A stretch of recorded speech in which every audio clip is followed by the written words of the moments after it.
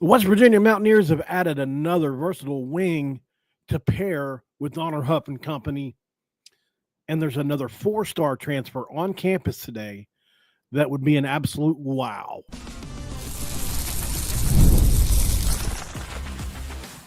You are Locked On West Virginia, your daily podcast on the West Virginia Mountaineers, part of the Locked On Podcast Network, your team every day.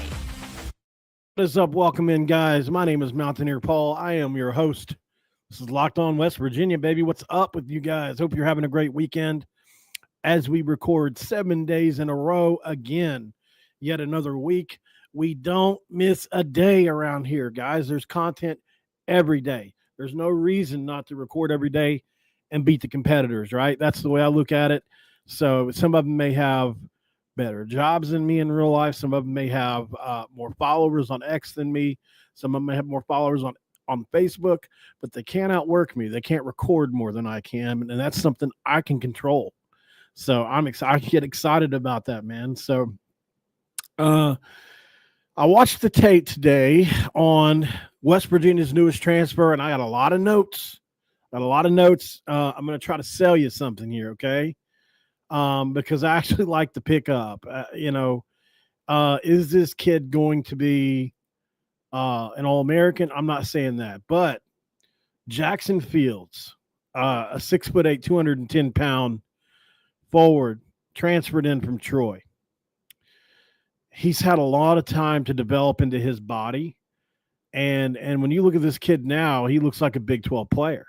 And he moves around like one. He's athletic. He's definitely not a below the rim kind of guy. Like, he can get up, he can do some things. He's definitely what you would consider.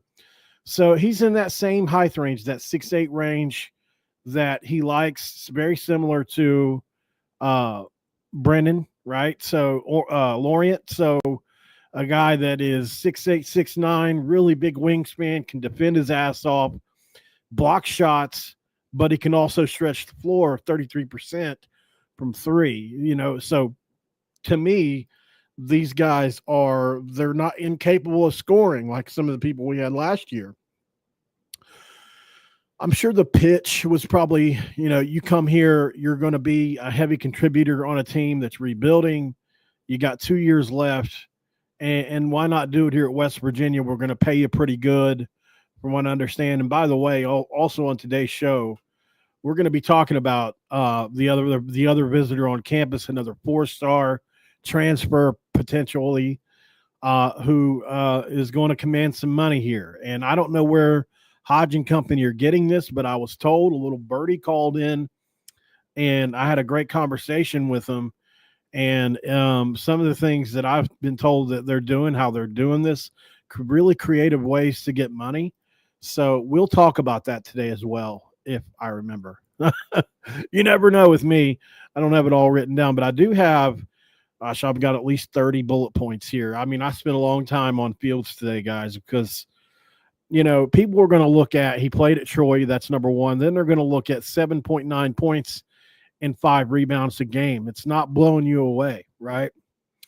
This is his first time ever starting all 34 games. And he started on a tournament team. So this is another, in my opinion, and this is something that goes back with Coach Hodge, is they like to bring winners in, guys that were winning at their previous spot. I don't know if that will be 100% of the time. There are going to be exceptions to everything, but this kid is a winner. They won a lot of games at Troy at not an easy place to win. He shoots a high percentage from the field, right around 49%, which is good. He's made 60 starts now, so he's experienced. That checks another box that you really need to have in this day and age in the portal.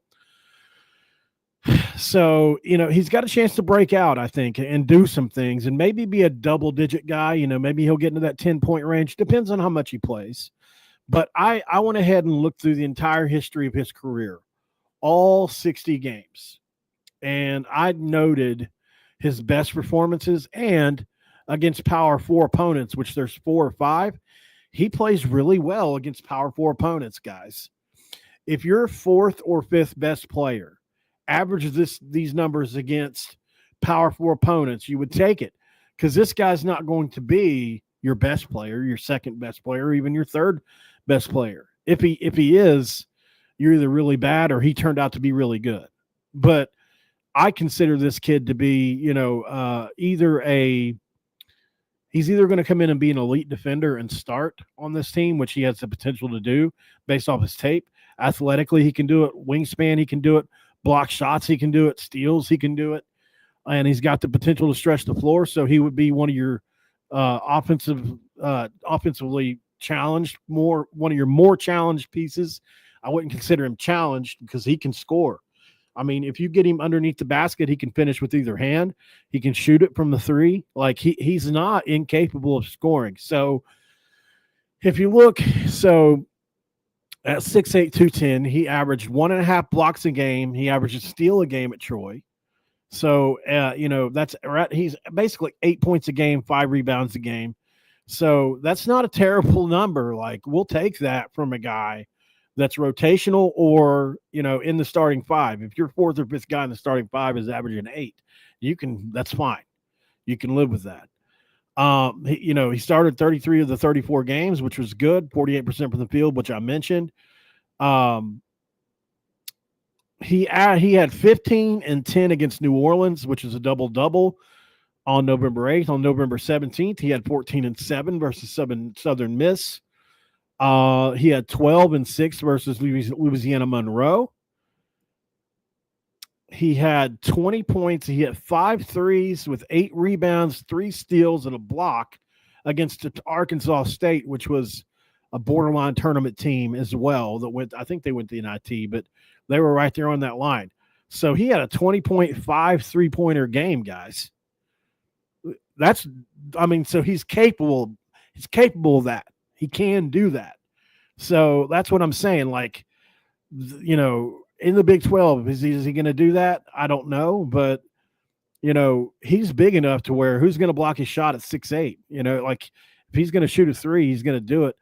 And looking at his game, it's not a slow developing shot. It's not the fastest one either, but it's not slow. It's similar to, I would say, like a Trey Mitchell. If you remember Trey Mitchell's shot, it took a little second to get off, but it wasn't slow. He's very similar to Trey Mitchell, maybe a poor man's Trey Mitchell, better defender. Like he's got some of that to his game. Now he's nowhere near as offensively gifted, but he's got some of that size-wise, that role Trey Mitchell played. That's what he'll do. He'll roll. Basically, he'll be a pick and pop guy with, hopefully, who we're going to talk about here in a minute. And then if you want to talk about Power 5 games, in November he had 6 points and 5 rebounds against Arkansas, which ended up being a really good basketball team by the end of the year. We'll take that. Against Oregon, 6 points, 3 rebounds, not bad. Against who is this? Houston, he had 8 points and 4 rebounds, pretty damn good. Against Kentucky in the tournament, he had 7 points, 7 rebounds, and 2 assists. Guys, I mean, that's pretty damn good. He's shown up in Power 4 games. 33.3% from 3 in 24-25, making 15 of his 45 attempts. So not an elite shooter, but a good enough shooter to make you respected. He did make 5 in one game, so he can get hot. Obviously, like he did against Arkansas State, where he made 5 of 7. So this is how I summed him up. He's an athletic forward who finishes strong at the rim, scores through contact pretty well, and uses his strength effectively. Because if you look at the way he scores through contact. I mean, he's 6'8", 210 or 20 pounds. He'll probably be bigger when he takes the floor for us. Does most of his work around the basket, but he does excel on rolls, cuts, putbacks. He has a pretty reliable inside presence. He's a guy that, if you give him the ball underneath, if it's one of those things where you're coming off a roll and he's open on the roll, he's going to stick it in there. I mean, he's going to have a really good chance to make that shot. So he's a really good offensive rebounder. It's his best trait. I haven't even mentioned this yet. He when he wants to, he can really offensive rebound. He tips balls up. He really goes after them. On the tape, man, that's really something that shows out heavily. So that's something he can do. And I like the pickup, like I said. Harlan Obioa, obviously, Brandon Lorient's pretty good front court we're building out here. We definitely need, I think, another elite wing, obviously. We need an elite wing. And it sounds like they're going to work on that. But I'll tell you what, we might have 1 and 2 finished here after today if we get lucky. But let's finish on him first. We'll move on to the next guy here in just a second. We're getting a little late into this segment. So my closing thoughts really are that he brings versatility, experience, and upside to West Virginia, making him a really good fit for the rebuild season, especially. He had some big games at Troy, so his potential in the Big 12, pretty good. I think he's got a chance to be a good player for us, especially if he's coming off the bench. I mean, he's great, be a great bench player. So hopefully let me know what you guys think about him down below. I would love to know because, he shot 33% from 3, like I said, and he can really finish it at the rim. So let me know how you guys feel about that. Obviously, they had Tatum Connerway, who was one of the better players in their league last year. Everybody wants him out of the portal. So he wasn't their primary scorer or anything like that. So, he did what he had to work with. Let's talk about this guy, Wes Innes. I was shocked to hear was on campus today, considering his agent told me that he was very much impacted by the recruitment of Honor Huff. That was interesting to me. But he's on campus, and I spoke to his agent again today. We'll talk about that next. This is Locked On West Virginia. And this episode of Locked On West Virginia is going to be brought to you by Monarch Money, guys. That's right. Have you ever checked your bank account and wondered, where did all my money go? Well, between its dining out, online shopping, and entertainment, it's easy to lose track because that's where Monarch Money is going to come in. They're your personal CFO, giving you full visibility and control of your finances. Monarch Money isn't just a budgeting app. It's a complete financial command center where you can track all your accounts, investments, and spending in one easy, convenient place. So you just stop managing your money and start building your wealth. All-in-one convenience makes it easy to juggle multiple apps. So you can use Monarch to check your finances, track your spending, and even plan long-term goals. Managing money with your partner is also smoother than ever with easy collaboration. You can track your shared and personal accounts, set goals, stay on the same page, guys, without the stress. Take control of your finances today with Monarch Money. Use Locked On College at monarchmoney.com for 50% off your first year. That's monarchmoney.com, code Locked On College for half off your first year. And it's segment 2. Let's crack a do because let's talk a little bit all about Wes Enis here. If you don't know about Wes Enis, if not the most underrated player in the portal this year, he'll probably be by the end of the year. I predict wherever he goes will be one of the biggest overachievers in the portal because this is a kid that shoots it right around 40. What is it? I want to say 43% from 3. Let's see. Let me get this my notes here.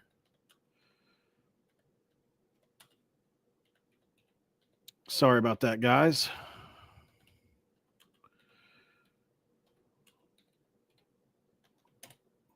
All right. So, all right. Come on. All right. So he obviously was a sophomore, which is another big thing about him at Lincoln Memorial, where he averaged 20 points a game, 4 rebounds per game, 3 assists per game, and he shot 44.9% from the field and 41% from 3. My fault, guys, which is freaking just really, it's elite. It doesn't get a whole lot better than that unless you're Honor Huff. 85% from the free throw line. He had 27 against Newberry on December 14th, and none of these none of these teams are going to blow you away, obviously. But man, is he a target to watch. Finals for defensive player of the year in that conference at 6'2", And what does he do, man? He gets in passing lanes. He really shuts down dudes on the defensive side of the ball. And that's really, honestly, he's probably as good a defender as he is anything else. His tape, man, is so impressive. And I mean, we can name a million players. Like if I just ask this right here, hold on one second. What are some other D2 players that have made a big impact at the Power 4 level recently? And we'll get a huge list of players that that have had major impacts, right? So this guy is going to be an impact player for wherever he goes, to whoever he goes. I mean, it's just the way it is, guys. I love this kid. And I just think that him being on campus today says a lot, because I wasn't expecting it, right? And I was basically, I don't know if I misread what I was told or what, but I tried to do an NIL thing with him earlier today, and I don't exactly know what I did or where I went wrong, but I guess I kind of upset his agent, and he asked me not to contact him anymore. You know, guys, I'm always going to be honest with you about things. I make mistakes. I don't know if I said something that I wasn't supposed to say or what, but he just told me that I was making it harder than it. I was hurting the situation more than I was helping it. So obviously, I would back away. He didn't have to block me. He did, but he didn't have to. I was just trying to do an NIL deal with Wes. Don't really know how that was hurting the situation, but I'm assuming maybe there was some kind of leverage issue, or I don't know what I did there. But I'm still learning this game as well as anything else. Guys are going to make mistakes, but that I don't take that as a bad sign. I take it as a good one, because obviously they need, they must want a certain number from West Virginia or something, because I don't know if I was messing it up. Maybe you guys have some theories. It could be something as simple as I was just aggravating him. I mean, look, I understand that I'm not perfect, like I said, man. So I don't know what's going on here. This this AI is not understanding the question that I'm trying to ask it about D2 players. But let's see. Let's try it like that one more time. In college basketball, we'll see if it I had to erase it. Sometimes you know how it gets stuck on saying the same thing over and over again. So there we go, guys. So we've got obviously Marquise Noel. I mention him all the time because I think he's the best example, who with Kansas State obviously went all the way to the Elite Eight with that team. Tyler Patterson went from Montana to Gonzaga. He played at Montana State Billings before he hit the portal, went to Gonzaga and averaged double figures and 40% from three. So that's one. Jalen Sullinger, which I remember he went from D2 to Kent State, and now had huge games, dropping 20 against Ohio State for Kent State. So a lot of other players I could read off that list there, but point is, it happens very frequently now. A lot of these players are overlooked. His teammate at Lincoln Memorial is maybe the best player in the entire transfer portal. Is Elijah? You'll have to forgive me. I can't remember his last name, but Wes Enis' teammate, Elijah, I can't remember his last name, is being recruited by Kentucky, Kansas. He's being recruited by literally the Indiana, St. John's, like nobody else. Like nobody else can get to the money, like those teams can. Maybe BYU, Texas Tech, but he didn't have not one single offer coming out of high school, and in 1 year turned himself into an absolute freaking phenom that if you just turn on the tape, you're like, holy shit. Wes Innes wasn't the best player on this team last year. That's shocking, but he wasn't, not even close. The kid that they like, this kid's like almost looks like a lottery pick right now. So if you haven't checked him out, the kid that's Wes Inennis' teammate, I would highly suggest it because the kid can really play. All right, so talking about Wes Inennis a little bit here, though. Obviously, what do we like about his game? He's an elite three-point shooter. He's a very good to elite defender. I don't know, in D2, he's elite. At the Big 12 level, you would have to figure he would be really good just because he's got a 6'2 frame. He's going to play either the one or the two. I think, I've been thinking about this today. Who is the better point guard between him? They both play point guard, and this is the part of the thing that – do you want to have two guards in your lineup that are both 6'2 and under? I think that's the question. And I don't know the answer. I mean, it used to be not a problem at all. These days, you can really exploit undersized guards. So while Ennis and because I don't think there's any way in the freaking world Ennis is coming to back up Huff. Now, if that happens, I'll start. You'll hear me start to preach like, okay, you just added a backup that would start everywhere, almost everywhere, right? So, like, I don't know what's going to play out. Obviously, I'm just trying to think out loud. But like, obviously, you talk about an elite backup point guard to Huff. Good Lord. But playing them both would be tricky for me because they're both 6'2 or under. I mean, you could play Huff off the ball and offense would be no problem. You could play either one of them off the ball. Be fine. It'd really be interchangeable. Although Huff's a little bit better shot creator, just a little bit. But I think Ennis, man, could play the guard spot easily for sure. He's not really a 3. He's not really a 4, obviously. So you got to play him at the 1 or the 2. And that's why I was thinking the Huff commitment really kind of puts him out of it. But the fact that he's on campus today says differently, and Hodge and company have a plan that I just have to trust. And, because we would be offsetting. And look, like we've said multiple times here, he's the defensive player of the year in D2. So it's not like he's this defensive liability. It's just a size concern. So we know that, there are teams that, I mean, if you like, Houston did it. They didn't have a player above 6'8" in their starting lineup, right? It happens. Teams play smaller. I think maybe maybe I'm getting too focused on that. At the end of the day, cut and dry. If you can add this guy here to your roster, right? With Huff, you're really starting to talk about already a better build than Darren DeVries had last year, and it's not close.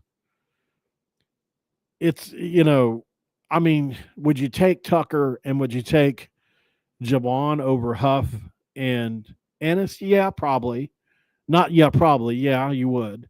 But I think all the other pieces outclass all the other pieces that we had. When it's all said and done, I think it's going to outclass it. We got a long way to go. I don't want to get too excited yet. We could add a few duds here and there. But I don't know who's okay. Gotcha. Yeah, I heard about him today. Smurf Millender.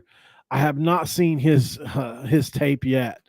By the way, that's something I wanted to do on here as well. If you guys get time, that is. I was going to see if I can find some of Fields' tape on here. Here's another one from 8 minutes ago. List of schools that have reached out to Cal State Bakersfield transfer Jamil Jones. West Virginia at the top of the list with USC, UCF, Illinois, Seton Hall. So Utah State, UNLV, St. Louis. So this is a guy that averaged 19 points a game, 3 rebounds, and 2 assists at Bakersfield last year, which we know is a D1 school now, I think. That's pretty wild. Guys, they're swinging, man. And like I said, we'll see when this thing gets done where it's all at.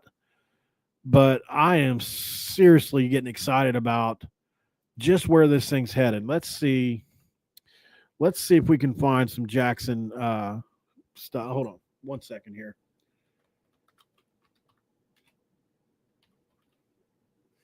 Okay, so let me see if I can get some highlight, just a couple on Fields, because I don't know how many of you guys have actually seen the stuff he does. It's pretty wild, man. He really can. He does some pretty some pretty incredible things. To be honest, I just worry about, you know, and this is a little bit different stream than usual, guys. Obviously, let's go. You know what? Let's go to break really quick. Let's do that. Let's go to break. And there's still other stuff I want to do. So like, there's a there's a there's a whole depth chart out right now for football that I saw that Ear Sports released, or somebody 247, I think it was. I wanted to look at that. The women had recruits come in the last couple of days that have committed. I wanted to look at them. I'm probably going to do, you know what, I'm going to do a call an audible on. I think the women deserve their own show tomorrow, so I'll probably do an episode on just the women commits, and I'll have to do some tape study, because I don't want to just flippantly just overlook it and just mention them. So I'm going to take a couple hours tomorrow and do some tape study on the women, and that they've added, because they've added some really good pieces. We remember they got all those millions of dollars, like, what was it, 3 years ago now, whatever it was. So I know they've got money. At least I assume it went to the women. Who knows? Let's go to break. We'll come back. We'll talk more about some basketball. We'll talk a little football and have some fun. Stick around. And we can't forget about our friends over at Supply House, guys. Get the supplies you need from the site made for the skilled trades. Supply House, whether you're in plumbing, HVAC, or electrical work, Supply House is a reliable way to order products online. They have an easy-to-use website packed with helpful resources on the latest product info to help you get the job done right. Plus, they have a complete inventory of over 200,000 parts from 400 top brands, so you'll find exactly what you need delivered fast from coast to coast, like Honor Huff on a fast break. Do you need help with an order? Supply House offers expert support, industry-leading service, so you'll always talk to a real person. And for trade pros looking for an extra hard edge, their free Trade Master program offers exclusive perks like a dedicated phone line, free shipping, and discounts on every order. Thousands of skilled professionals are already taking advantage. Now it's your turn. Join Trade Master program today at supplyhouse.com/TM and start ordering plumbing, HVAC, and electrical supplies with just a few easy clicks. Plus, you can use promo code S-H-5 for 5% off your first order.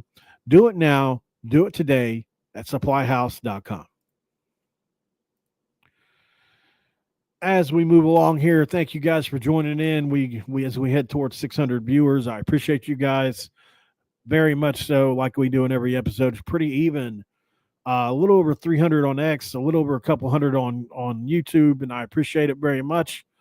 As always, guys, I gotta mention, I was looking at my notes while the little timestamp thing really pops up. This thing here, I was looking at my notes while that thing pops up, the Locked On thing. So we had two coaches that have been publicly announced here in the last few days, right?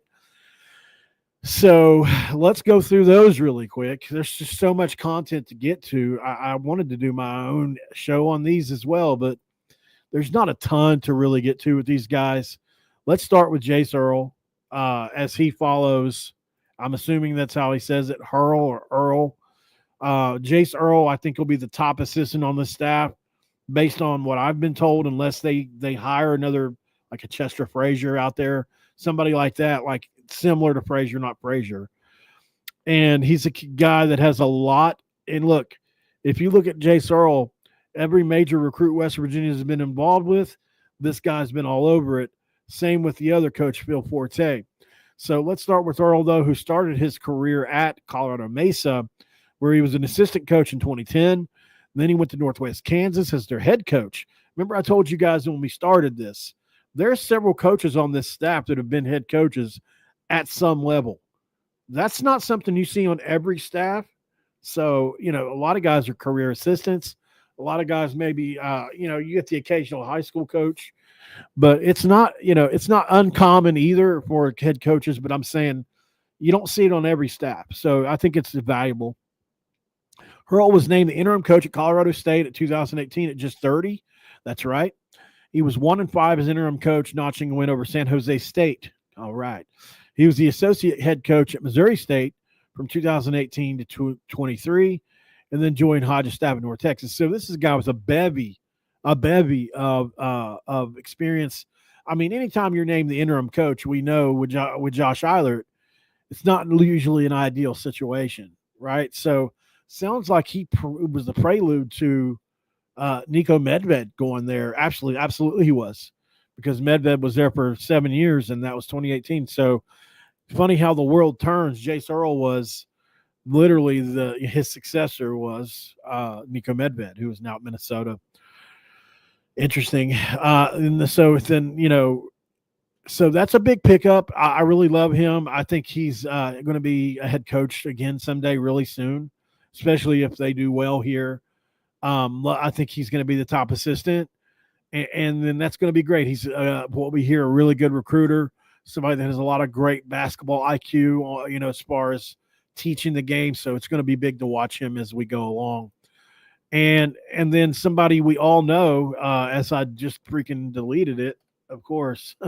Why wouldn't I do that, right? Oh Lord, that's okay. I'll get it again.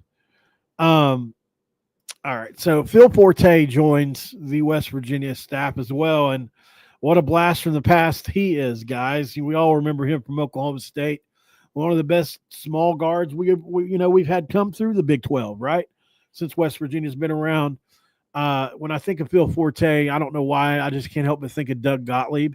Don't ask me why. I guess just thinking of Oklahoma State makes me think of Gottlieb for some reason. So, he knows the Big 12. I think that's the number one thing. Obviously, the Oklahoma State experience is great, where he was a guard there. He's on North Texas staff, and now he falls into Morgantown, but he got it started at St. Louis, which is a basketball school. It's a great school. All they do is eat, breathe, and sleep basketball there. Then he went to the football school, Sam Houston, as an assistant coach in 2019, but they do play some basketball there now. He went back to St. Louis as an assistant in 21 before joining North Texas in 23. As we know, he averaged 13 points a game across 5 seasons at Oklahoma State. Was an elite shooter and sixth man of the year there. So welcome, Phil Forte. Welcome, Jace Earl, as you guys are doing an excellent job, obviously, in recruiting and getting kids to come to West Virginia. Wishing you guys the very best. Hope you get hired as head coaches someday somewhere, because that means we're winning basketball games. And I like the ads, guys. I think, some of the North Texas holdovers were just going to happen. And there's no reason to not like the, I've seen a few people say, somebody wrote earlier, play mid-major games, get mid-major prizes. Like, people think they're so clever. They really do. Like, play mid-major games, get mid-major prizes. Like, come on, man. I just can't stand it. It drives me absolutely wild. I guess, at some point, Bob Huggins was a mid-major coach. At some point, Bob Huggins was a lower-level coach. At some point, John Beeline was at Richmond, and he was a mid-major coach that you're going to win mid-major prizes with. I don't understand it. If you can coach, you can coach. And are there cases where somebody peaks at a certain level of ball? Absolutely there is. It happens, but it's not the rule. Nothing's all black or white. There's gray in everything. And it just kills me that people can't see nuance. Like, I feel like nuance is one of those things that it's just missing in society, in a world where everything is literally either left or right. You're either a Dem or you're a MAGA. You either see things one way or the other. You're either an extremist or you're not. And I just can't deal with it, guys. I can't. I hate it. So thank you to, I see Fester in the chat, man. I hadn't seen him in a while. I know he's been working a lot. Thank you, Fester, for joining again. And Raven does have her eye on everybody in the chat, by the way. Shaq as well. I appreciate you guys all for being in here as moderators. You do such an excellent job, and make sure you guys thank them as they do such a good job for the channel and are really dedicated to it. I record 7 days a week, so it's like, it's a commitment to do this every. I mean, there's benefit to it for sure, but at the same time, man, it's one of those things. And make sure you follow their profiles on X or wherever they want. Try to grow their profile a little bit. So we're a little bit over here, and I really wanted to get to the field highlights are too risky. So I just want to. You guys want to take 5 minutes and go over this depth chart with me? This is the projected depth chart according to Ear Sports, and I just found it to be really interesting. This is right after the most recent spells. Washington, Jackson are all being removed. Preston Fox is back on the team. Like, the most recent changes have been made. So let's look at this depth chart as they're still predicting Jalen Henderson, it looks like, to start, which is pretty crazy. Unless I don't see an or here. They've got Jalen Henderson, number 1 on the depth chart. Nico Markell, number 2. Max Brown, number 3. Scotty Fox, number 4. Max Anderson, number 5. Khalil Wilkins, number 6. 6 quarterbacks for the Mountaineers, which is insanity. Insanity, guys. I don't know what to think about that. And I could be wrong. Maybe they're just, maybe they're in no order. Maybe I need to read above. Does it say in no order? Let's see. With a handful of players, a ton of additions via the portal. Hard to keep track of. So that's what we're here to keep track of. Yeah, I don't see. Let's see. Incoming transfers and true freshmen and listen to italics. This is a depth chart, not a roster. Not every player is listed. So I don't see it. If I'm overlooking it, I apologize. But from the looks of it, and I'll just share a screen with you guys, it looks to me like they are, I mean, as you can see, is that not showing Jalen Henderson at number 1 right there? Am I wrong? That would shock a lot of people based on how camp was. And I get the